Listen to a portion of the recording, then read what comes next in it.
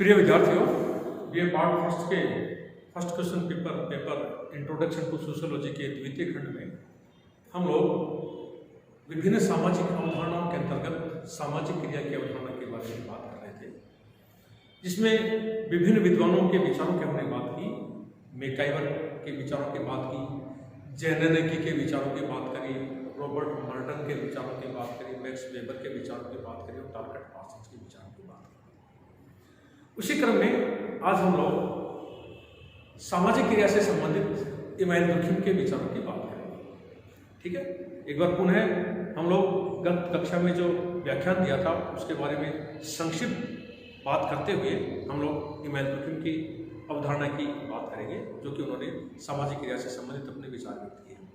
Max weber की जहाँ तक बात है, मैक्स वेबर का यह मानना था कि किसी क्रिया को तब सामाजिक क्रिया कहा जाएगा जब उस क्रिया को करने वाला कर्ता एक या अधिक हो सकते हैं कर्ता वो उस क्रिया का व्यक्तिनिष्ठ अर्थ लगाए और वो क्रिया दूसरों उस क्रिया में दूसरे लोगों के मनोभावों का विचारों का समावेश हो और उसी के अनुसार उसकी गतिविधि और क्रिया निर्धारित हो, तो किसी क्रिया को सामाजिक क्रिया कहा जाता है। यानी कि सामाजिक क्रिया के तीन तत्व मैक्स वेबर मानते हैं। तो क्रिया को करने के लिए कोई कर्ता होना चाहिए, कर्ता एक या अधिक हो सकते हैं, वह सामाजिक क्रिया अर्थपूर्ण होनी चाहिए, उसका कोई मीनिंग होना चाहिए, सब्जेक्टिव मीनिंग होना चाहिए, व्यक्तिनिष्ठ अर्थ होना चाहिए और उस क्रिया में दूसरे लोगों के मनोभाव और विचार सम्मिलित हो। उसी के अनुसार दूसरे लोगों के मनोभाव और विचारों के अनुसार अगर कर्ता की गतिविधि निर्धारित होते तो किसी क्रिया को सामाजिक क्रिया कहा जाता है, ऐसा मैक्स वेबर का मानना है। उसी क्रम में उन्होंने सामाजिक क्रिया के 4 प्रकारों का उल्लेख किया या सामाजिक क्रिया को 4 श्रेणियों में मैक्स वेबर ने बांटा। पहला उन्होंने बताया कि एक तार्किक सामाजिक क्रिया होती है और वर्तमान समाजों में या आधुनिक समाजों में सबसे अधिक जो सामाजिक क्रियाएं संपन्न होती है वो तार्किक सामाजिक क्रियाएं संपन्न होती है, जो कि सोच समझकर तर्कपूर्ण तरीके से की जाती है। दूसरी सामाजिक क्रिया उन्होंने बताई मूल्यांकनात्मक सामाजिक क्रिया, तीसरी उन्होंने प्रभावात्मक सामाजिक क्रिया का जिक्र किया और चौथा जो सामाजिक क्रिया का प्रकार उन्होंने बताया वो था परंपरात्मक सामाजिक क्रिया। इसी प्रकार टालकट पार्सन्स ने सामाजिक क्रिया से संबंधित अपने विचार the structure of social action नामक पुस्तक में व्यक्त किए, जिसमें उन्होंने सामाजिक क्रिया के 4 तत्वों का उल्लेख किया। पहला, टालकट पार्सन्स का मानना है कि कर्ता जो सामाजिक क्रिया के जो 4 तत्व बताए उन्होंने अपनी कृति the structure of social action में, पहला कर्ता, लक्ष्य, परिस्थिति और साधन, यानी कि किसी क्रिया को करने के लिए कोई कर्ता होना चाहिए। लेकिन कर्ता की जहां तक बात है, टालकट पार्सन्स कहते हैं कि कर्ता से तात्पर्य व्यक्ति के शरीर से नहीं है, ह्यूमन बॉडी से नहीं है, व्यक्ति के शरीर से भौतिक रूप से नहीं है, बल्कि कर्ता से तात्पर्य व्यक्ति के स्व से है, व्यक्ति के आत्म से है, व्यक्ति के ईगो से, व्यक्ति में जो मैं और मुझको की भावना है उससे है। दूसरा उन्होंने बताया लक्ष्य, कि कोई भी व्यक्ति जब किसी क्रिया को करता है तो वो किसी लक्ष्य की प्राप्ति के लिए ही करता है। परिस्थितियों से तात्पर्य कहते हैं कि समाज में व्यक्ति किसी सामाजिक परिस्थिति में रहकर ही सामाजिक क्रिया को संपन्न करता है। सामाजिक परिस्थिति व्यक्ति के लिए सामाजिक क्रिया या लक्ष्य प्राप्ति करने में बाधा सिद्ध हो जाती है। अगर व्यक्ति को अपने लक्ष्य को प्राप्त करना होता है तो इन सामाजिक परिस्थितियों से बाहर जाकर, सामाजिक क्रियाओं के परे जाकर उसको अपने लक्ष्य को अर्जित करना पड़ता है। अगला जो कारक बताया था उन्होंने बताया था साधन, यानी कि सामाजिक क्रिया को करने के लिए किसी न किसी साधन की आवश्यकता होती है। इसी प्रकार अपने दूसरी कृति द सोशल सिस्टम में टालकट पार्सन्स ने सामाजिक क्रिया के 3 तत्व बताए। पहला कर्ता, परिस्थिति और प्रेरणा। इसमें उन्होंने कहा कि व्यक्ति सामाजिक क्रिया तब करता है जब उसके लिए कोई प्रेरणात्मक महत्ता होती है, यानी कि किसी प्रेरणा से प्रेरित होकर कोई एक व्यक्ति या समूह में व्यक्ति किसी क्रिया को संपन्न करते हैं। तो यहाँ पर द सोशल सिस्टम में उन्होंने सामाजिक क्रिया के 3 तत्व बताए। कर्ता है, परिस्थिति है और प्रेरणा है, जिससे प्रेरित होकर कोई व्यक्ति क्रिया करता है। तो इस प्रकार से विभिन्न Max Weber, Talcott Parsons, Znaniecki, Robert Merton और मैकाइवर एंड पेज के विचारों की बात की हमने सामाजिक क्रिया से संबंधित। उसी क्रम में आज हम लोग सामाजिक क्रिया से संबंधित इमानुएल दुर्खिम के विचारों की बात करेंगे। इमानुएल दुर्खिम की जहाँ तक बात है, इमानुएल दुर्खिम एक जाने माने समाजशास्त्री है, एक चिंतक है, एक विचारक है, जिनका समाजशास्त्र में एक अतुलनीय योगदान है।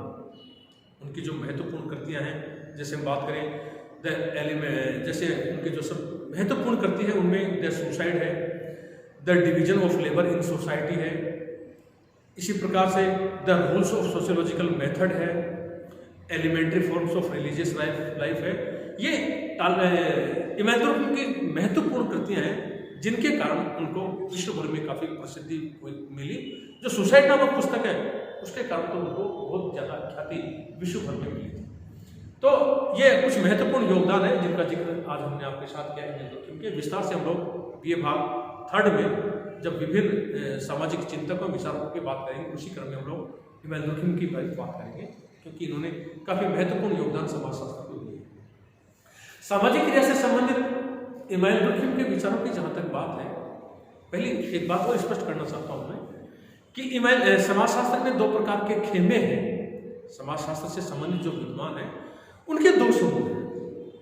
एक ऐसा समूह है जो ये मानता है कि समाज है इसलिए व्यक्ति का अस्तित्व है, यानी कि समाज के कारण व्यक्ति है। और जो दूसरा समूह है समाजशास्त्र से संबंधित विद्वानों का, उनका ये मानना है कि व्यक्ति के कारण समाज है, यानी कि व्यक्ति है इसलिए समाज है। ठीक है, एक व्यक्तिवादी भावना है और एक सामूहिक भावना है। तो इमानुएल दुर्खिम जो है वो उस मत के समर्थक हैं जो ये मानते हैं कि समाज के कारण व्यक्ति है, समाज के कारण व्यक्ति का अस्तित्व है। समाज नहीं होगा तो व्यक्ति नहीं होगा, समाज है इसलिए व्यक्ति है। व्यक्ति का निर्माता समाज है, न कि व्यक्ति का निर्माता समाज है, न कि समाज का निर्माता व्यक्ति। इस मत के समर्थक हैं इमानुएल दुर्खिम, यानी कि वो व्यक्ति से ज्यादा सोसाइटी को महत्व देते हैं। जैसा कि उन्होंने अपनी पुस्तक, अपने जो उनका जो ग्रंथ है द सुसाइड, उनकी जो कृति है, उसमें उन्होंने इस बात के लिए जिम्मेदार व्यक्ति, उन्होंने कहा कि किसी व्यक्ति की आत्महत्या के लिए वो व्यक्ति जिम्मेदार नहीं है। किसी भी व्यक्ति को मरने का शौक नहीं होता, वो जिंदा रहना चाहता है, फिर वो आत्महत्या क्यों करता है? इमानुएल दुर्खिम का स्पष्ट कहना है कि किसी व्यक्ति की आत्महत्या के लिए सोसाइटी जिम्मेदार है, वो समाज जिम्मेदार है जिसमें वह रहता है। क्यों? क्योंकि वह समाज उस व्यक्ति के सामने इस प्रकार की परिस्थितियां पैदा कर देता है जिसके कारण वह व्यक्ति अपने जीवन से ज्यादा मृत्यु को अच्छा समझने लगता है कि इस जीवन से तो बहुत बेहतर है। तो व्यक्ति के लिए जो आत्महत्या के जो कारण विद्यमान है, वे कारण सोसाइटी में विद्यमान है, वो समाज व्यक्ति के सामने मृत्यु के कारणों को पैदा कर देता है, ऐसा इमानुएल दुर्खिम का मानना। तो इमानुएल दुर्खिम उस मत के समर्थक है जिनका यह मानना है कि समाज के कारण व्यक्ति का अस्तित्व है। रही बात सामाजिक क्रिया की, तो उनकी जो कृति है the rules of sociological method, Emmanuel Durkheim सामाजिक तथ्यों पर आवश्यकता से अधिक जोर देते हैं। ठीक, सामाजिक तथ्यों के बारे में इमानुएल दुर्खिम का कहना है कि सामाजिक तथ्य हमारे सोचने, विचारने, अनुभव करने के वे तरीके हैं जो कि अवलोकनीय है, जो कि निरीक्षणीय है, जिनको कि देखा जा सकता है। दुर्खिम सामाजिक क्रिया से संबंधित अपने विचारों को सामाजिक तथ्यों से जोड़कर देखते हैं और कहते हैं सामाजिक तथ्य हमारे सोचने, विचारने, अनुभव करने के वे तरीके हैं जो कि अवलोकनीय है, जो कि निरीक्षणीय है, और जो सामाजिक क्रिया है वह सामाजिक क्रिया सामाजिक तथ्यों की या सामाजिक प्रतिनिधानों की उपज है। ठीक है, यानी कि हमारे समाज में रहकर व्यक्ति जिस प्रकार के कार्य करता है, अनुभव करता है, महसूस करता है, उन सबको जिस प्रकार का व्यवहार करता है उसको इमानुएल दुर्खिम सामाजिक तथ्य कहते हैं। और सामाजिक तथ्यों के 2 प्रकार उन्होंने बताए, 2 विशेषताएं उन्होंने बताई हैं इमानुएल दुर्खिम ने, एक तो बाह्यता और एक बाध्यता, और 2 प्रकार के सामाजिक तथ्यों को उल्लेख किया। एक तो सामान्य सामाजिक तथ्य होते हैं और एक व्याधिकीय सामाजिक तथ्य होते हैं। ठीक, तो जो 2 विशेषताएं बताई हैं उन्होंने सामाजिक तथ्यों की, एक बाह्यता और एक बाध्यता, यानी कि व्यक्ति समाज में रहकर जो व्यवहार करता है, वो एक तो जो व्यवहार करता है सामाजिक तथ्यों की विशेषताओं के अंतर्गत, तो उन्होंने कहा कि एक तो वे कुछ कारक ऐसे होते हैं जो व्यक्ति को विशेष प्रकार का व्यवहार करने के लिए बाध्य करते हैं, उनको उन्होंने बाह्य सामाजिक तथ्यों की विशेषताओं के अंतर्गत बाध्यता बताया कि व्यक्ति इन तथ्यों से बाध्य होकर अपने व्यवहार को कर रहा है। दूसरी बात उन्होंने बताया कि सामाजिक तथ्य जो है उनकी विशेषता बाह्यता, यानी कि वो व्यक्ति के नहीं होते, व्यक्ति से बाहर के होते हैं। फॉर एग्जाम्पल हम ये कह सकते हैं, इसको इस प्रकार से समझ सकते हैं कि मैं किसी प्रकार का कार्य नहीं करना चाहता, ठीक है, मैं सामाजिक तथ्यों को नहीं मानता क्योंकि वो मेरे नहीं है, ये तो विशेषता हो गई बाह्यता, वो व्यक्ति के नहीं होते हैं। लेकिन मैं उस प्रकार के व्यवहार करने के लिए बाध्य हूं क्योंकि समाज का एक प्रेशर, यानी कि सामाजिक तथ्य सामूहिक प्रतिनिधान है, सामूहिक प्रतिनिधित्व है, वे व्यवहार के वे पक्ष हैं जो कि व्यक्ति को समाज सम्मत व्यवहार करने के लिए बाध्य करते हैं, जो व्यक्ति के स्वयं के नहीं होते हैं। सामाजिक तथ्यों से वशीभूत ही व्यक्ति सामाजिक नियमों को मानता है, सामाजिक मूल्यों को मानता है और समाज के बताए गए तौर तरीकों के अनुसार अपना व्यवहार करता है। समाज के द्वारा बताए गए सामाजिक मूल्यों, सामाजिक नियमों, सामाजिक मानदंडों के अंतर्गत रहकर, सामाजिक संस्थाओं के अंतर्गत रहकर अपनी आवश्यकताओं की पूर्ति करता है और समाज के सफल संचालन में अपना योगदान देता है। तो सामाजिक तथ्य क्या है? सामाजिक तथ्य सामूहिक प्रतिनिधान है, सामूहिक प्रतिनिधित्व है, जो पूरे समाज के व्यवहार का प्रतिनिधित्व करते हैं। उनके अंतर्गत रहकर हम सामाजिक व्यवहार करते हैं और समाज के बताए गए तौर तरीकों के अनुसार हम अपनी आवश्यकताओं की पूर्ति करते हैं। तो दुर्कheim कहते हैं कि सामाजिक क्रियाएं सामूहिक प्रतिनिधानों की ही उपज है। और सामूहिक प्रतिनिधान क्या है? जो समाज के नियम है, उनका जो समूह है, जो सामाजिक तथ्य है, वे सामाजिक प्रतिनिधान है, जिनको सब लोग मानते हैं। समस्त सामाजिक घटनाओं का मूल कारक तो समाज स्वयं ही है। इमैनुअल दुर्कheim का मानना है कि समस्त सामाजिक घटनाओं का मूल कारक तो समाज स्वयं ही है। जो भी समाज में घटनाएं घटित होती है वो कहीं बाहर से नहीं आती है। जैसा कि उन्होंने कहा कि व्यक्ति आत्महत्या की है तो उसके कारक कहीं बाहर से नहीं आए, वे समाज में ही विद्यमान है।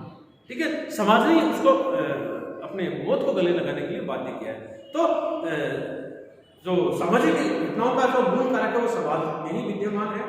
वास्तविक निरीक्षण, परीक्षण तथा विश्लेषण के आधार पर ही इस समाज का सावधानी पूर्वक व वैज्ञानिक अध्ययन करने से ही सामाजिक क्रियाओं के वास्तविक स्वरूप व कारक को समझा जा सकता है। दुर्कheim का मानना है कि सामाजिक कार्यों का आधार तो स्वयं समाज, सामाजिक तथ्य है।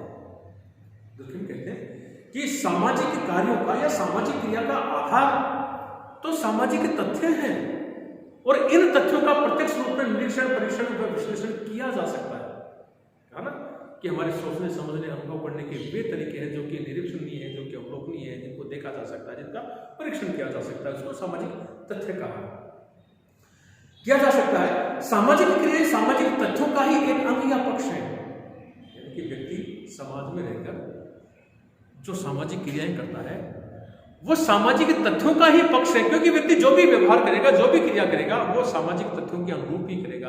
तो सामाजिक क्रियाएं सामाजिक तथ्यों के अंग है, सामाजिक तथ्यों के पक्ष है। और सामाजिक तथ्य क्या है? हमारे सोचने, विचारने, अनुभव करने, कार्य करने के तरीके जो कि अवलोकनीय है, जो कि निरीक्षणीय है, हमारे सामूहिक विचार, हमारी धारणाएं, हमारी भावनाएं, इन सब से मिलकर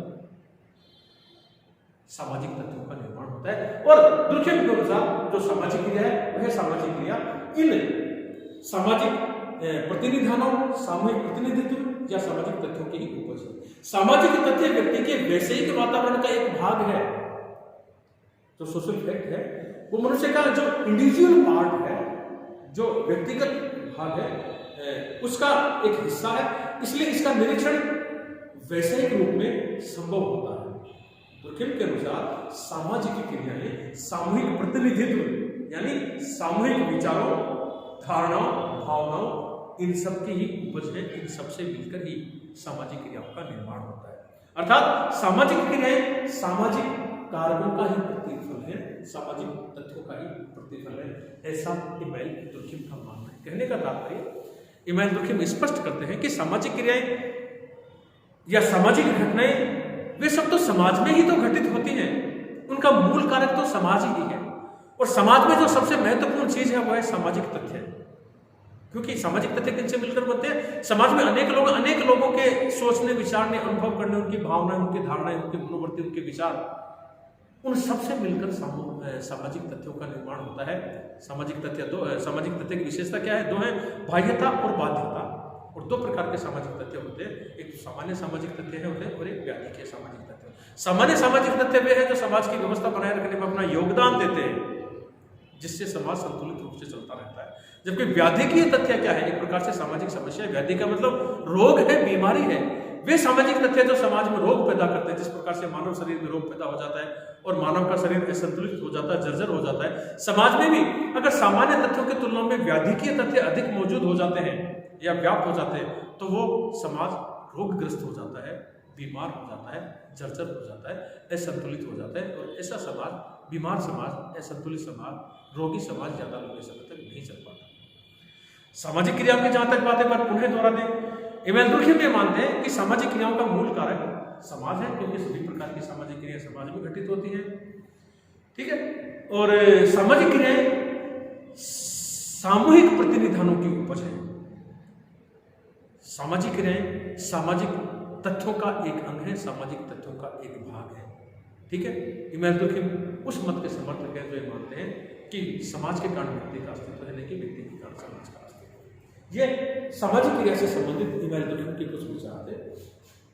इसकी आलोचना की जहां तक बात है, इमैनुअल दुर्खिम का जब भी चर्चा हो, इमैनुअल दुर्खिम के जो भी विचार हो, इमैनुअल दुर्खिम के जो भी सिद्धांत हो, चाहे तो आप लोग सामाजिक तथ्यों की बात कर लें, चाहे आप लोग श्रम विभाजन और विशेषण की बात कर लें, चाहे आत्महत्या की बात कर लें, चाहे उनकी कथित elementary form of religious life जिसमें उन्होंने धर्म के प्रारंभिक स्वरूपों पर चर्चा किया था, जो भी उनके योगदान है, जो भी उनके विचार हैं, इमैनुअल दुर्खिम की जो आलोचना की जाती है वो एक बात को लेकर के की जाती है कि वो इमैनुअल दुर्खिम जो है अपने विचारों में समूह को या समाज को आवश्यकता से अधिक महत्व देते हैं।